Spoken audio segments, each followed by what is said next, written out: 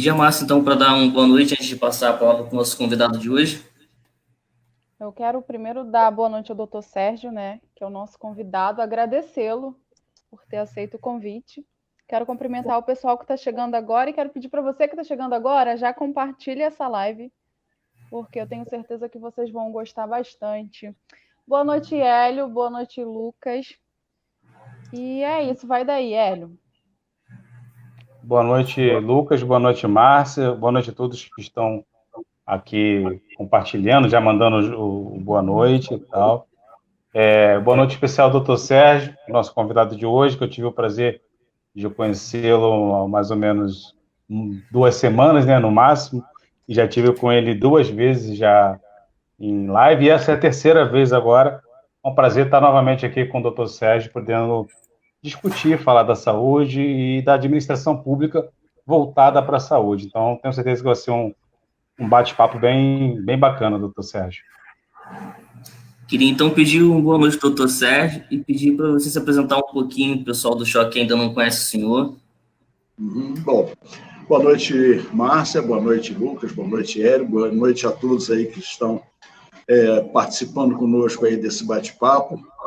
O prazer é todo meu, Hélio, realmente é a 3ª vez, né, que conversamos. Isso significa que as conversas anteriores foram interessantes e, sem dúvida alguma, é um assunto que precisa ser muito discutido, né? Eu sou médico, eu sou professor universitário e sou gestor hospitalar e eu atuo nas 3 funções, né? Eu comecei, quando eu me formei, abri meu consultório, depois eu comecei a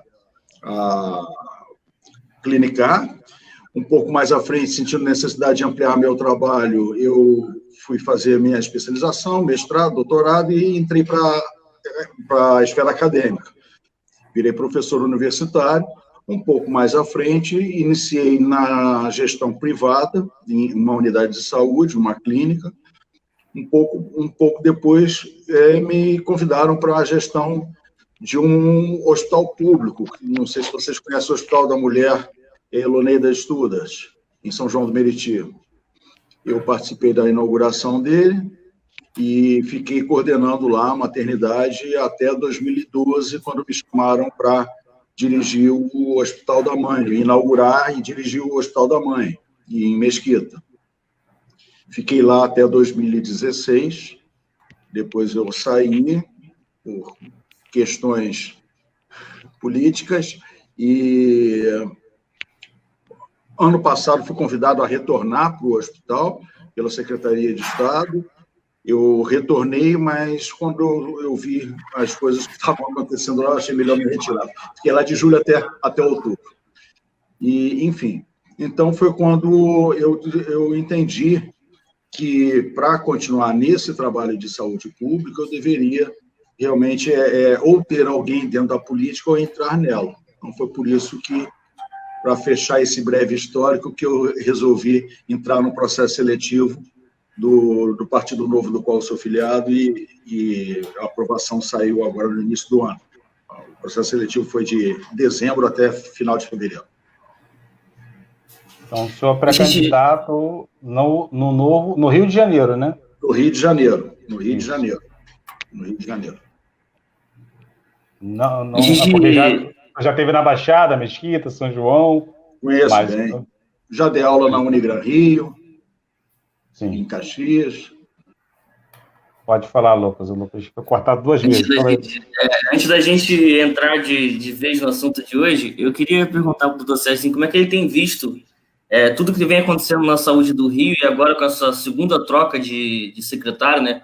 Primeiro saiu por um problema, o de agora saiu alegando outros problemas também. Eu acordei na segunda-feira surpreendido com um vídeo do secretário e já a segunda troca no meio de uma pandemia. Como é que o senhor tem visto isso? Com muita preocupação, não é, Lucas? Porque é o segundo agora, mas se você for puxar um pouquinho mais, é o 8º em 6 anos, né? Então, isso mostra que a gestão de saúde no estado do Rio de Janeiro, num todo, ela está bem comprometida, né? Então, eu vejo isso com muita preocupação, essas irregularidades contratuais, a questão dos fornecedores com empresas que a gente pode até depois dissecar um pouquinho o que é uma EIRELI, que a maior parte dos fornecedores são EIRELI, que são empresas de responsabilidade limitada, o que é um fator complicante também. Enfim, eu estou vendo essa situação com muita preocupação, muita preocupação. Eu passar para você, depois você passa para a Márcia e pedir para o pessoal ir mandando pergunta, para a gente poder entrar aqui nos temas. Sim.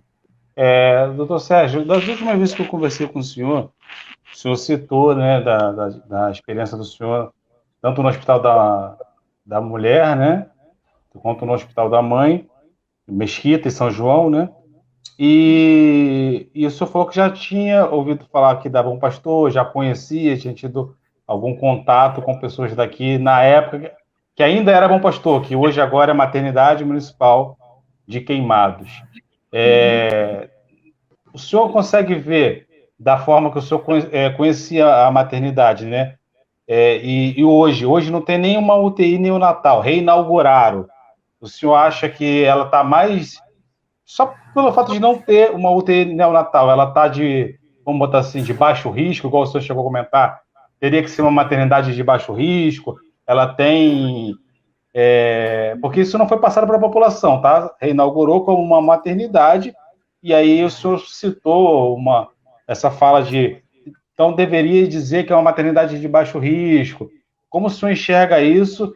E se o senhor acha que, pelo que o senhor conhecia da Bom Pastor anteriormente, se ela dava mais suporte do que a atual maternidade está dando hoje? Eu sei que o senhor vai ter uma visão um pouco superficial, mas... porque...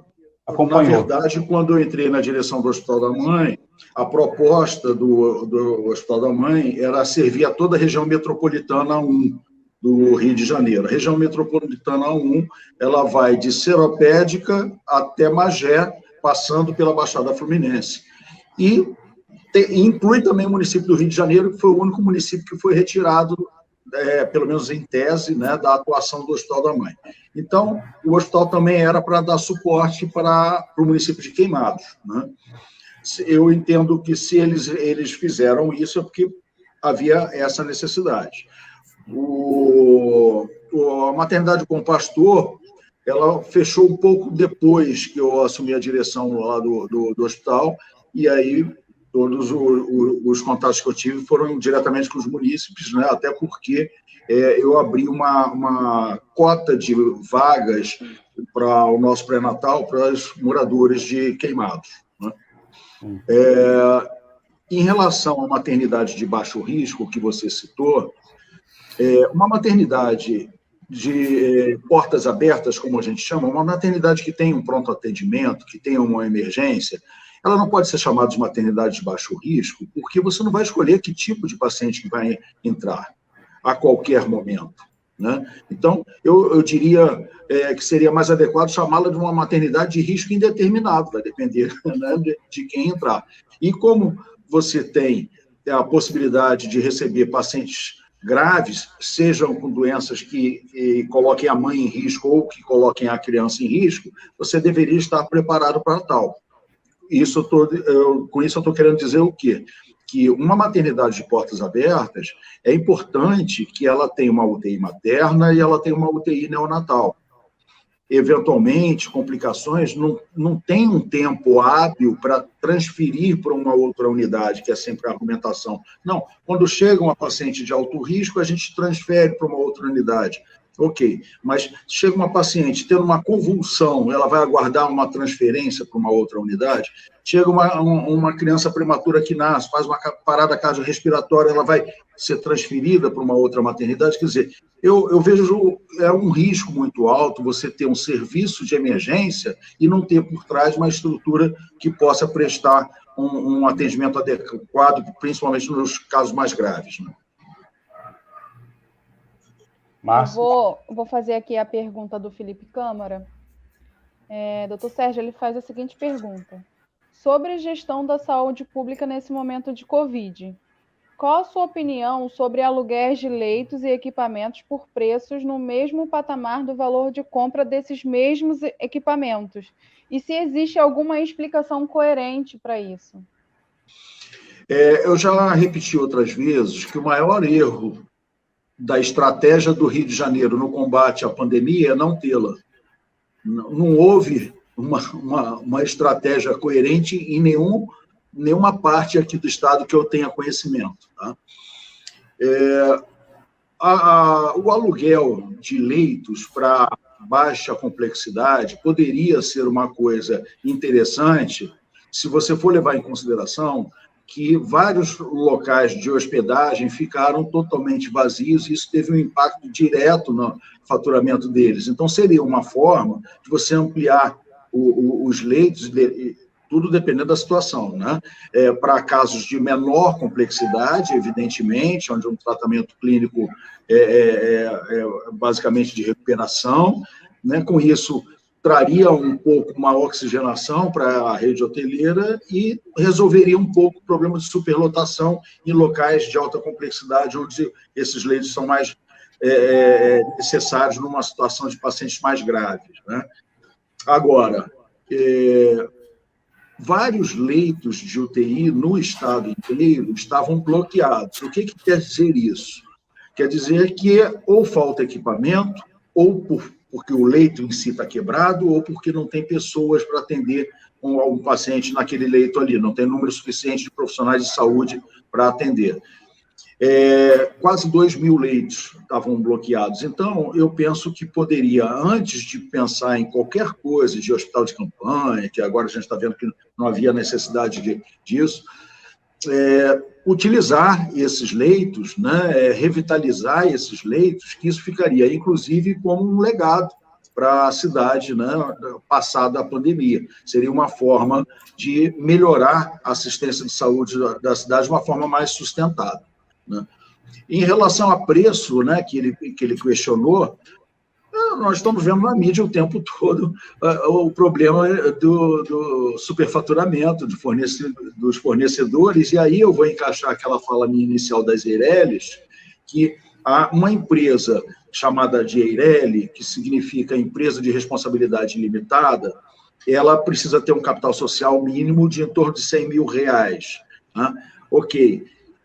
E qualquer problema que tenha essa empresa está restrito a esse capital social dela, ou seja, de R$100 mil. Então, eu estranho muito pegar uma Eireli e fazer um contrato de 100 milhões, de 5 milhões, de 10 milhões, porque ela não vai ter um lastro para honrar esse compromisso numa eventual ruptura aí de acordo, entendeu? Então, por aí a gente vê que a escolha das empresas foi uma escolha assim meio estranha, né? E os preços foram totalmente fora de propósito, né? Doutor, só pegando um gancho nessa resposta do senhor, aí essa empresa, como você falou, se ela não tem, né, um aporte financeiro, né, para poder cobrir um possível gasto num contrato milionário desse, isso cabe denúncia ao Ministério Público? Como alguns lugares já estão sendo investigados, mas aí eu falo num todo. Infelizmente, não é uma ilegalidade. Eu vejo isso como uma imoralidade, mas não é uma ilegalidade, entendeu? Do ponto de vista legal, pouco pode ser feito. Talvez por isso que usaram e abusaram. Não foi uma empresa só, não, foram várias, entendeu? Uhum. Várias empresas se encontravam nessa situação, né? E isso sem contar de empresas de informática vendendo respirador mecânico, essas coisas que a gente andou acompanhando por aí, né? E que vocês também têm uma história curiosa aí no município. Aqui tem. Né? De função, assim, atípica, né? Sim. A gente tem... Vale acrescentar nessa situação, né, doutor, da Eireli, é que, assim, o patrimônio dos sócios, ele não é atingido. Não. Numa eventual ação na justiça, né? Não vai atingir o patrimônio do sócio, então seria somente aquele capital da empresa. É diferente, né, por exemplo, de uma sociedade anônima, enfim. Só para completar, nossa, eu detestava as aulas de direito empresarial na faculdade, mas faz parte da vida da gente, né? E é importante trazer esses esclarecimentos. Perfeito. É isso aí. O prejuízo vai ficar coberto até onde vai o capital social da empresa, que é muito inferior ao prejuízo que ela teria dado por um não cumprimento do contrato. Pegando aqui um gancho numa explanação de um seguidor, que você, a palavra para a gestão pública no Rio de Janeiro é corrupção. A gente vê muito, como o doutor Sérgio estava explicando agora, e a Márcia também sobre a empresa Eireli, a gente já teve OS, e isso vai no jornal direto, programa com S, o empresa Eireli. Aqui em Queimado agora a gente tem um instituto, né, se eu não me engano, na maternidade, uma ONG. Então vai mudando as siglas, mas no final acaba acontecendo a mesma coisa e são os mesmos problemas. Eu queria ver como é que o doutor Sérgio entende isso. A administração em saúde, ela pode ser feita de 3 formas básicas aqui no Rio, né? Ou administração direta, é aquela que historicamente já é feita, né? Que o governo é responsável direto pela administração da unidade de saúde. Pode ser por uma fundação saúde, mas aí é só no âmbito do município do Rio de Janeiro, não sei, em Queimados não tem esse tipo de fundação. E as OS, que são organizações sociais, para quem não sabe, uma organização social, ela é um tipo de entidade jurídica, né? Ela recebe, baseado numa série de critérios que são estipulados, a categorização de organização social, OS, como a gente está acostumado a falar. Eu vejo os 3 modelos como possíveis de darem certo. O problema não é o modelo, o problema é o gestor. Você pode ter uma OS idônea e um mau gestor, não vai dar certo. Você pode ter um bom gestor, mas com uma OS não lá muito boa. E isso, inclusive, limita a capacidade de gestão, por melhor que seja a intenção do gestor, né? Então, eu calco mais assim, a importância do modelo no gestor do que no modelo de gestão. O importante é que a gestão seja executada. Eu tenho exemplos de fora do Rio, de OS que funcionam bem, né? Aqui no Rio, havia o próprio Hospital da Mãe, quando foi inaugurado, e o Hospital da Mulher, até certo ponto, no início, foram gerenciados por uma OS de Minas Gerais que era muito boa, entendeu? E funcionava muito bem. Não sei a notícia que vocês tinham desses hospitais no início da abertura dele, né? Aí depois trocou para uma outra OS que mudou muito a qualidade do serviço prestado, né? E uma coisa que eu sempre fiz questão, quando estava à frente desses hospitais, é de participar de processos de acreditação. O que é isso? São processos para você receber uma certificação de uma determinada empresa de qualidade. Então, aqui muita gente conhece a certificação ISO, né, que lá, no caso do hospital, é ISO 9001, nós tínhamos sistema de gestão 5S, ONA, enfim, tem uma série de acreditações, prêmio de qualidade Rio, PPQ Rio, todos esses prêmios nós recebemos lá. Eu fazia questão disso não pelo prêmio, porque para você concorrer, você tinha que manter um controle de qualidade rígido para poder ofertar isso de uma forma melhor para a população, né? Então, o prêmio era simplesmente uma consequência desse trabalho realizado. Você tinha que ter protocolos bem estabelecidos, você tinha que ter transparência, você tinha que ter uma rotina de trabalho bem pensada, uma linha de cuidados, como a gente chama, né, totalmente estruturada, com envolvimento de todos os profissionais que funcionam no hospital. Vai desde da recepção, da recepcionista, até o médico da unidade de terapia intensiva, entendeu?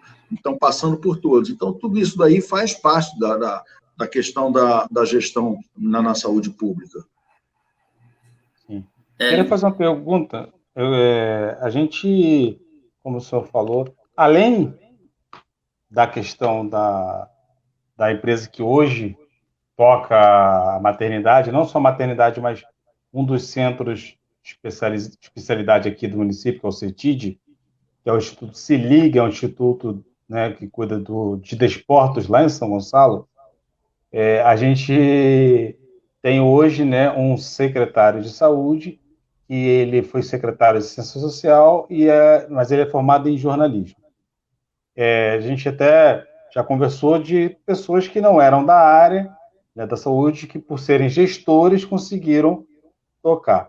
Mas aí eu estou falando de um combo, né, de uma empresa que não tem expertise na área, cuidando de 2 das principais unidades. Se a gente for colocar as 3 principais unidades de saúde de Queimados, uma é estadual, porque é a UPA, e as outras 2 são do município. Então, as 2 principais, né, instituições, os 2 principais movimentos de saúde da cidade estão na mão de uma empresa que cuida de desportos. Somado a um secretário que não tem experiência, isso pode acarretar em problemas, doutor Sérgio? Sem dúvida alguma, né?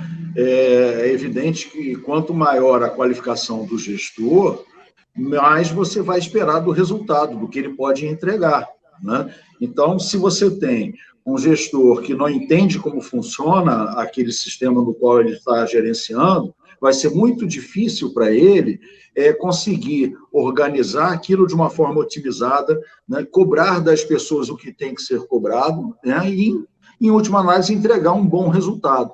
Então, o grande problema que nós temos na saúde é a interferência política na gestão, enquanto deveria ser o contrário, deveríamos ter gestão na política, né? Então, enquanto tiver um favorecimento de conhecido, ações entre amigos dentro de um sistema público, seja de saúde, educação, do que for, né? Isso não vai dar em boa coisa, a gente não pode esperar um bom resultado disso. Entendi. Doutor Sérgio, o senhor, como mesmo falou no início, o senhor já foi gestor de alguns hospitais. E aí eu gostaria de saber do senhor qual é a maior dificuldade que um gestor de um hospital público encontra para conseguir entregar um serviço de qualidade para o paciente. Qual é a maior dificuldade que vocês encontram? Sem dúvida nenhuma, as interferências políticas. As interferências políticas na gestão, né? É claro que tem outras dificuldades no dia a dia, né? Eu brincava com as pessoas que a maioria dos hospitais, o diretor ele tinha 3 atribuições básicas, né? Gerenciar os egos, minimizar os danos e administrar o caos, né? Mas, na verdade, você pode ampliar muito mais esse teu leque de atuação, né? Procurando fazer tudo isso que eu falei anteriormente em relação ao processo, protocolos, né? Colocar as pessoas certas nos lugares certos, né?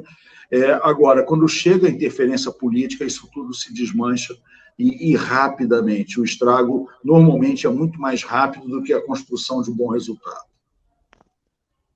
Hélio?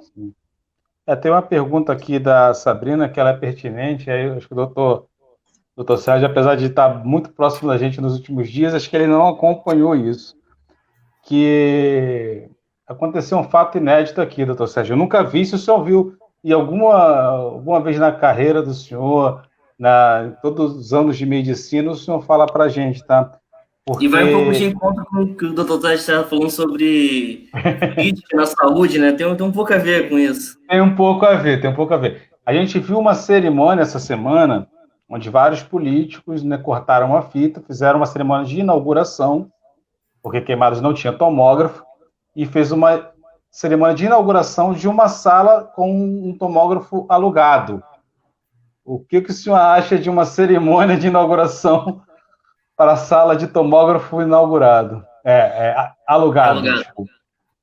Você abre o precedente para inaugurar qualquer coisa que achar que vai fazer sucesso, né? Vamos alugar um bisturi, vamos inaugurar um bisturi. Vamos inaugurar um bisturi, vamos inaugurar um foco.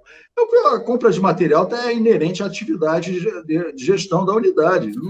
Não vejo assim que seja... É lógico, se for criado um novo serviço, né, oferecendo um serviço novo para a cidade, até caberia uma certa inauguração, mas eu, sinceramente, eu nunca fui muito afeito a esse tipo de coisas, não. Na própria inauguração do Hospital da Mãe, eu devo ter aparecido em 1 ou 2 fotos, porque eu ficava mais lá para dentro, eu não ligo muito para essas coisas, não. Agora, você inaugurar uma sala de tomógrafo, ainda mais sendo alugado, eu acho vai do gosto de cada um. Eu não faria, não. Eu não vejo muito sentido nisso, não. Tá? A gente tem um cronograma agora, que é o cronograma de inaugurações. Não sei se é porque está chegando perto das eleições. Ano eleitoral, né? Ano eleitoral é isso.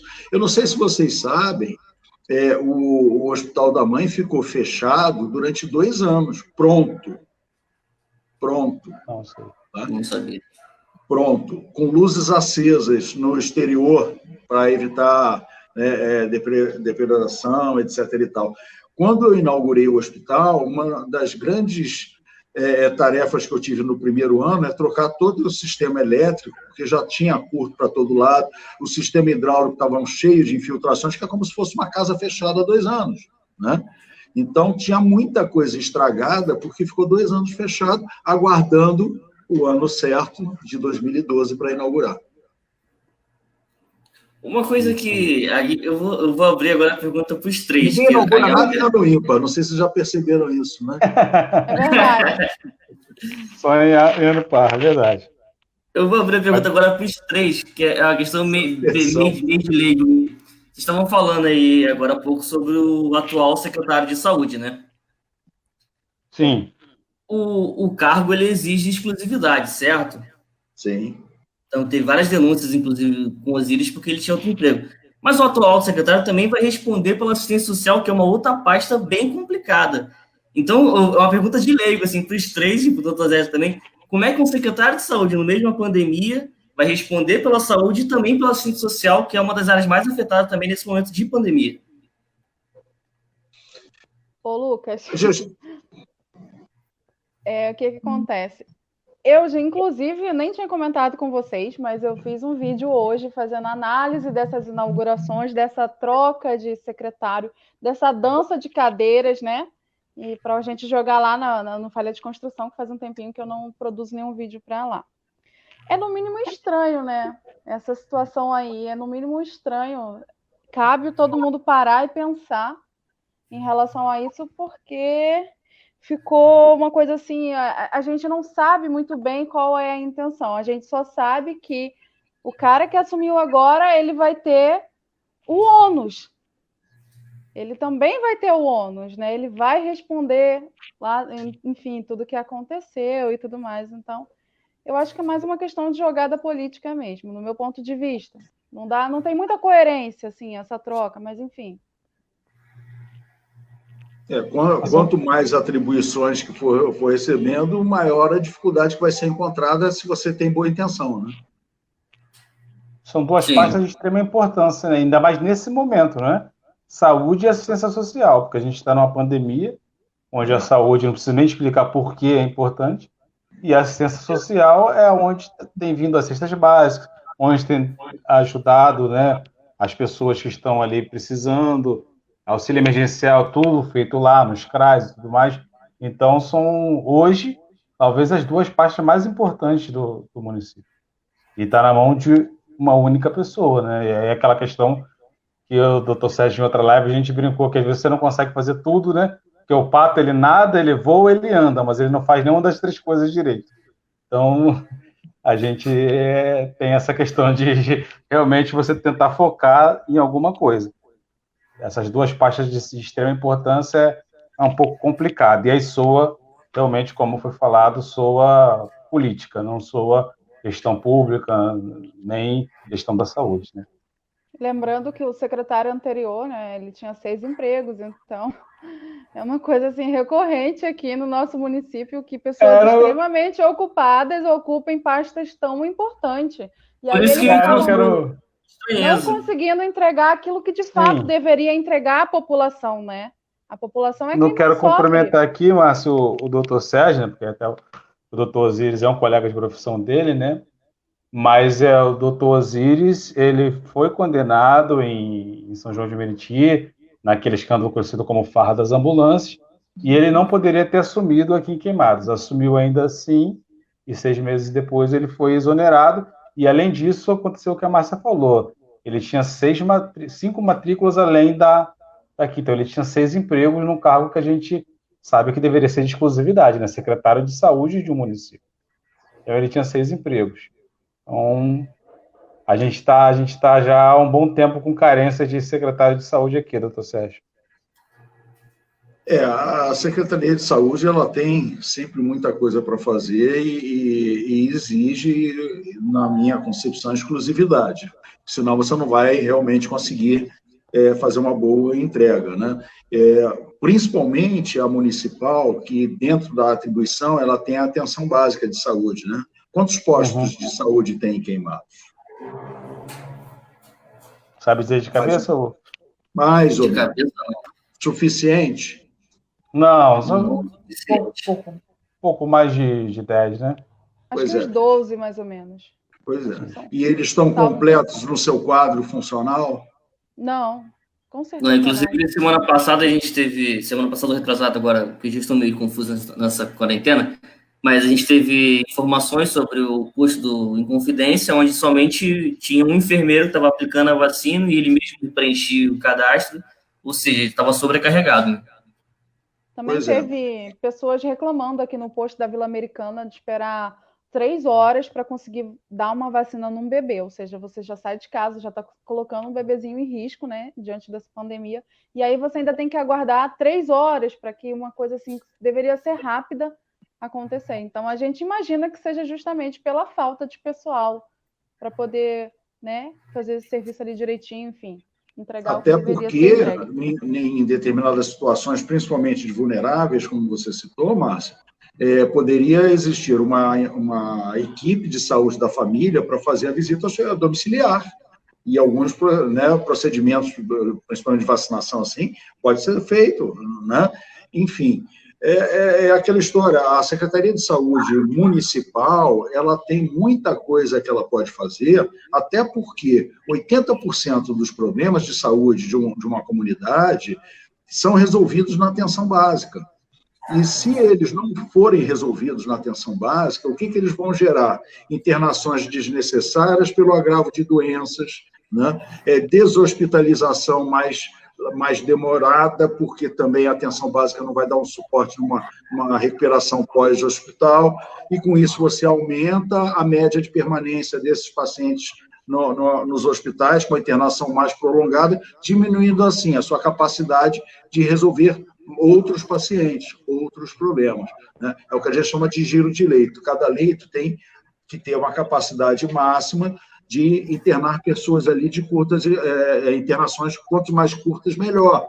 Agora, curtas com segurança. E quem vai dar essa segurança é exatamente a atenção básica. São os postinhos, são as equipes de saúde da família, que trabalhando em conjunto com os hospitais, eles podem fazer um trabalho excelente. Agora, isso vai exigir dedicação, metas a cumprir, indicadores qualitativos e quantitativos bem estruturados, bem pensados, bem cobrados, e com punição, se isso daí não for alcançado.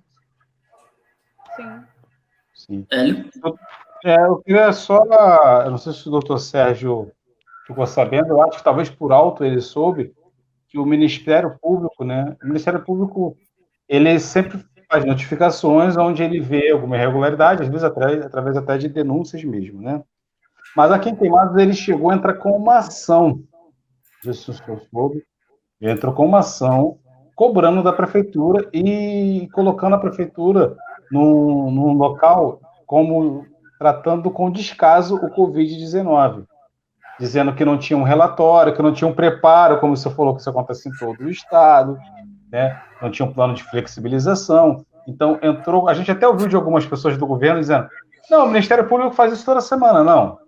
Toda semana pode até acontecer notificações. Agora, entrar com uma ação judicial, com multa, inclusive, né, se demorando. Então, eles pediram que a prefeitura fizesse o relatório semanal, mostrando a questão do Covid, quantos foram testados, quantos contaminados, quantos recuperados, coisa que não vinha acontecendo. E, diante disso, né, a prefeitura começou a fazer algumas outras ações. Mas a gente não pode negar esse fato de que o Ministério Público precisou intervir para que a prefeitura precisasse fazer alguma coisa. E aí eu só queria, o senhor, como já foi gestor, para explicar para algumas pessoas que disseram que é normal o MP entrar com uma ação na justiça, se o senhor puder explicar para o pessoal a diferença de uma ação na justiça e uma notificação que o MP faz, onde às vezes é corriqueiro realmente o gestor responder. Existe essa diferença, não existe, doutor? Existe. Bom, você pode traçar o paralelo da pessoa ser processada, né? Sim. Será que é normal isso? Né? Porque quando há uma denúncia, o Ministério Público intervém né? É um processo mais ou menos semelhante, não é a mesma coisa, evidentemente, mas é uma coisa semelhante, né? Em termos de gravidade, em termos de atenção que tem que ser dada. As secretarias, elas têm, em relação às notificações que você falou, um departamento para receber essas notificações. O grande problema é que esses departamentos funcionam como departamentos de contabilidade, enquanto eles deveriam ser um identificador de ações. Então, a partir do momento que você tem uma notificação, é lógico que você vai contabilizar aquilo, colocar aquilo num gráfico, ver se está havendo aumento ou diminuição e ver que ação que você pode auxiliar a secretaria, que tipo de ação que você pode fazer para minimizar aquele problema.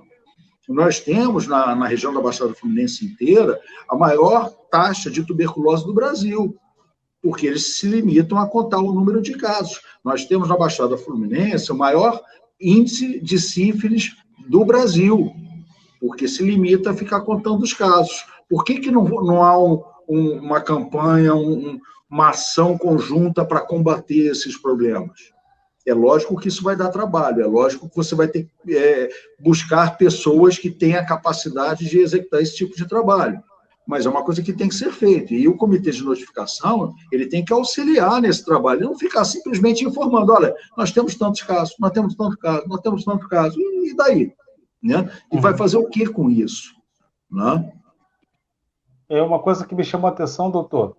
A Márcia até pode me lembrar, ajudar a lembrar, são 27 médicos, se eu não me engano, que estavam afastados, porque o Ministério Público puxou todos que estavam afastados e colocou. Só de médico eram 27, fora todos os outros profissionais da saúde. E aí, assim, será que todos esses afastamentos são por conta do Covid? E aí foi quando o Ministério Público colocou entrou na Justiça para que a Prefeitura contratasse em caráter emergencial pessoas para não ter isso que o Lucas acabou de dizer, de ter lá um enfermeiro tendo que ser o cara que cadastra, sendo o cara que vacina, e o cara que, de repente, vai abrir e fechar a porta do posto, né? E pelos relatos, isso não foi cumprido, porque não houve nenhuma contratação em caráter emergencial. O que aconteceu ali é que a prefeitura demorou muito para elaborar um plano de contingenciamento do Covid, e quando elaborou, não cumpriu o plano. E, além disso, doutor, eles ainda... O senhor mesmo colocou que existe um setor que recebe essas notificações, enfim. Mas a prefeitura, ela sequer deu o trabalho de responder ao Ministério Público, né? E isso que causou toda essa situação, a falta de respostas positivas, principalmente. E uma das cobranças era exatamente essa. Se em tempos normais a demanda já é grande, imagina em tempos de pandemia com um número tão reduzido de funcionários, né? Ou seja, tudo ia virar uma grande confusão na entrega do serviço público. Falta planejamento, né? É aquela história da pessoa ficar correndo atrás dos resultados. Você tem que correr na frente. Você tem que antecipar os movimentos para quando vir a adversidade, você está preparado para ela, né? Então, você manter serviços com essas equipes deu comigo, uma pessoa só que tem que fazer tudo, é claro que ela não vai dar uma boa entrega. Você dispensar, afastar um número excessivo de profissionais, vai fazer falta na frente, né? Você tem que ter um plano de contingência, você tem que ter um dimensionamento, tem que ter um planejamento, né? Se não tiver planejamento, vai ficar muito complicado gerenciar. O senhor estava falando sobre a Baixada ser... Lucas? Vocês estão me vendo? Para mim travou tudo aqui. Para mim está normal. Estou vendo normal já. O senhor estava falando aí sobre... Não, está normal aqui para todo mundo.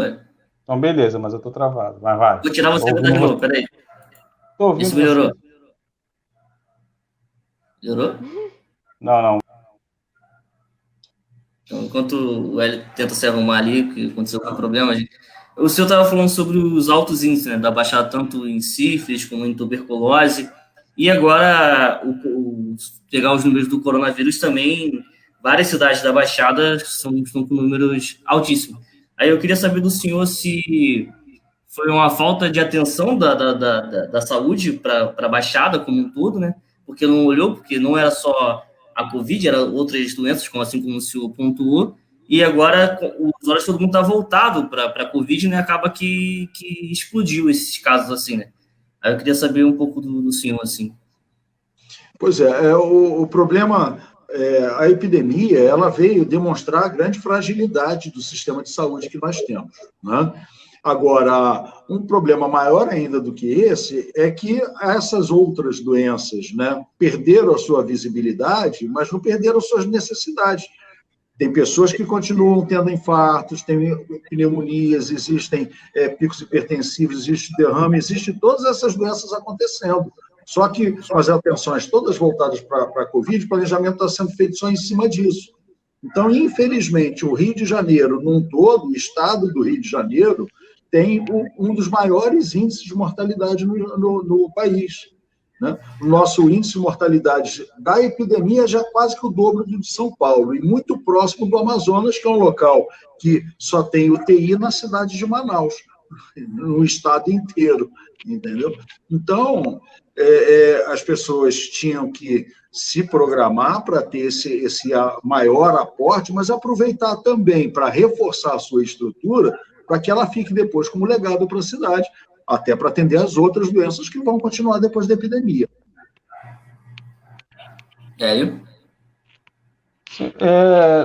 Como o senhor falou que participou de mais de uma forma de gestão, né, até de OS, né, trabalhou com OS, não falou hoje aqui, mas da outra vez o senhor falou que já trabalhou com OS verdadeiramente sérias, e com outras que tinham mais interferências políticas e tudo mais. O senhor falou que acha que todos os formatos, todos os formatos de gestão podem funcionar, mas o senhor vê um desses formatos de gestão que seja o ideal dentre de todos os que o senhor já trabalhou? Bom, se nós formos olhar para a série histórica, né, a OS se destaca como uma maior eficácia quando bem executado, né, porque a saúde pública no Brasil, ela até o start do SUS, em 1990, era feita por hospitais de entidades. Então, você tinha Hospital de Servidores do Estado, Hospital das Previdência Social, Hospital disso, daquilo, Hospital de determinados segmentos, né? O Sistema Único de Saúde ele veio para globalizar essa assistência, prestar assistência a todo mundo, né? A ideia é muito boa, mas ela é mal executada. E esse distanciamento da administração direta que acabou trazendo o insucesso de uma série de locais, né? As pessoas viviam reclamando, tinha que ser aquele chavão, tinha que ser um serviço público, tinha que ser um hospital público, não sei o quê. Aí corre todo mundo para a rede privada, tendo um gasto que não era para existir, né? O cidadão tem direito a uma assistência à saúde, tem direito à educação. Então, esse distanciamento acabou não funcionando. Pode funcionar? Pode, mas historicamente não estava funcionando, né? A questão da fundação, houve uma série de problemas também, né? Como também tem nas OS, mas nós temos dentro das OS exemplos de sucesso. Como eu citei o primeiro exemplo, essa OS de Minas, quando esteve aqui no Rio, né? Na gestão do Hospital da Mãe, ele funcionou muito bem. Nós estamos falando de um hospital de alto volume. O Hospital da Mãe fazia, à época, 750 partos por mês. Nós estamos falando de 6 mil atendimentos ambulatoriais por mês, né? E com índice de qualidade muito bom, tanto que ele foi muito premiado, porque a OS dava esse suporte e não interferia na gestão técnica da unidade, né? Em São Paulo, nós temos a outra, que é a Jesus, que funciona muito bem também, é um exemplo de serviço de qualidade. Agora, a partir do momento que você coloca uma OS que tem à frente um gestor que, primeiro, que ele não tem experiência, segundo, que não tem nem expertise. Tem uma OS que faz gerenciamento de várias unidades de saúde, que o vice-presidente era motorista de táxi até 2015, 16, por aí, né?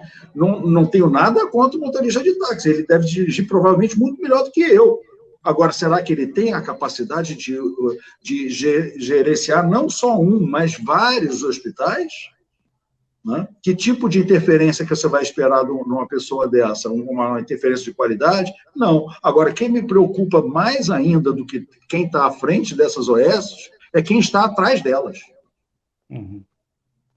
E essa que é a minha grande preocupação. Entendeu? Complicado. E Doutor Sérgio. a gente vê coisas como, só complementando, a gente vê coisas como o deputado arrumando emprego para pessoas. O senhor teve a oportunidade de saber também quando eu passei para o senhor. Eu ia falar justamente isso. Era isso. Doutor Sérgio, fazer uma pergunta para o senhor em relação à gestão, tá? Gestão pública. É comum, por exemplo, você fazer um contrato para X leitos, né? Daí um contrato fechado de 6 meses, no total, vamos supor, de 22 milhões de reais para 60 leitos. E daí, na metade desse contrato, você só entregou, no máximo, 30% da quantidade de leitos que foram contratados. Termina o contrato e você continua com os 30%. O que acontece em relação a isso? É comum isso acontecer? Contratar um número maior do que de fato foi entregue ali para a população? Infelizmente, você vê isso com frequência, sim. Ou contratar um número maior do que o necessário, ou contratar o necessário e não ser entregue o que era necessário. Esse contrato de 22 milhões era para que tipo de serviço, por quanto tempo? Era para os leitos do Covid, hospital de campanha aqui da nossa cidade. Leitos de UTI? Não é UTI. Respiradores, né? Tem respiradores, mas não chega a ser UTI. Acho que é semi-intensivo, né? Uma unidade intermediária, uma UI. Isso, né? isso. Pois é. Por um período de cerca de 3 meses. Eram 6 meses, mais ou menos o tempo que... 6 meses. Seriam 6 meses. 6 meses. Em nenhuma parte do mundo a epidemia durou 6 meses. A epidemia, o pesado da epidemia, né? Então, realmente, dá para observar aí uma preocupação excessiva, né? Em termos de combate à epidemia. São muito preocupados. Hein? Eles são muito preocupados. Pois é, né? Então, o problema é esse. Você tem que colocar uma pessoa com expertise, com experiência, tecnicamente competente, para fazer o planejamento adequado. Porque da mesma forma que você faz o contrato excessivo, o dinheiro ele tem um fim, né? Então, se você gasta muito em um contrato, certamente vai fazer falta em outro. Se você tem uma despesa grande de um lado, você vai deixar alguma coisa descoberta do outro lado. Então, para você ter um dimensionamento, você tem que ter uma pessoa que saiba qual é a dose certa daquele remédio. Porque senão você pode ou matar de overdose ou matar por falta de tratamento. E, mais uma vez, a gente esbarra na questão do planejamento, né? Da importância do planejamento. É a gestão na política, né? E menos política na gestão. Sim. Doutor, no que a Márcia está falando, a gente questionou e o que a gente ouviu era que o contrato, eles devolveriam parte do valor se não fosse até o final. Só que o que sai para a gente no contrato simplesmente era o secretário de saúde dizendo: homologo o valor de 22 milhões pelo período de 6 meses. Ali não diz que vai devolver se não utilizar todo o valor. Até porque quando você homologa um valor, você está homologando o valor. Né? Acho que não cabe muita interpretação, né? Ou cabe? Não, isso daí me fez lembrar o primeiro ano do Hospital da Mãe, que estava começando o serviço, o movimento crescendo, e eu devolvi dinheiro para o Estado, né? Que não foi gasto. Eu fui muito questionado, eventualmente xingado por alguns gestores, entendeu? Porque não se faz isso. Então, quando você fala que tem um contrato falando que devolve recursos, eu lembro logo disso. É estranho, porque não é uma prática corrente, não. Sim. Mais alguma pergunta, Márcio? O pessoal está mandando boa noite aqui, só dar uma boa noite para todo mundo aqui, o pessoal que entrou aqui, ó, Rosângela, Sabrina, Rodrigo, Bárbara, a galera vai comentando aqui, a Deise, José, isso aí, todo mundo foi mandando boa noite. O pessoal hoje está assistindo, não está perguntando muito, mas está aqui assistindo e mandando boa noite. Ela e Márcia, mais perguntas aí, já está com 50 minutos de entrevista. 10 minutinhos finais agora. Eu acho que a gente já pode ir encaminhando para o final, né? Para mim foi muito proveitosa essa entrevista, eu gostei bastante, foi muito esclarecedora. Eu tenho certeza que todo mundo que ficou nos assistindo, se você chegou agora no finalzinho, não tem problema, vai ficar gravada lá, você pode assistir e você pode, inclusive, também compartilhar com outras pessoas.